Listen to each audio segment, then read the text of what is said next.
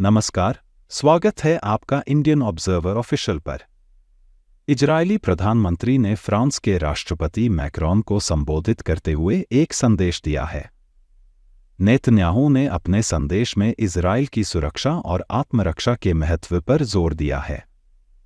उन्होंने मैक्रों के वैश्विक हथियार प्रतिबंध के आह्वान की आलोचना की और इसे अपमानजनक बताया। नेतन्याहू ने कहा कि इजरायल अपने अस्तित्व की रक्षा के लिए हर संभव कदम उठाएगा, चाहे उसे अंतर्राष्ट्रीय समर्थन मिले या नहीं। आइए अब हम नेतन्याहू के इस महत्वपूर्ण संदेश को सुनते हैं। I have a message. I have a message for President Macron. Today, Israel is defending itself on 7 fronts against the enemies of civilization. We're fighting in Gaza against Hamas, those savages who murdered, raped, beheaded, and burned our people on October 7th.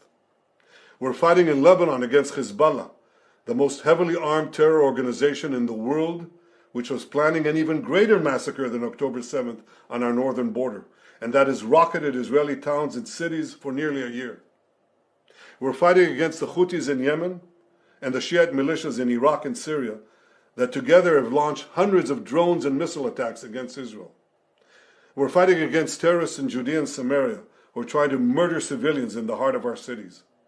And we're fighting against Iran, which last week fired over 200 ballistic missiles directly at Israel, and which stands behind the 7-front war against Israel. As Israel fights the forces of barbarism led by Iran, all civilized countries should be standing firmly by Israel's side. Yet President Macron and some other Western leaders are now calling for an arms embargo against Israel. Shame on them. Is Iran imposing an arms embargo on Hezbollah, on the Houthis, on Hamas, and on its other proxies?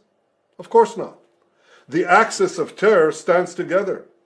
But countries who supposedly oppose this terror axis call for an arms embargo on Israel.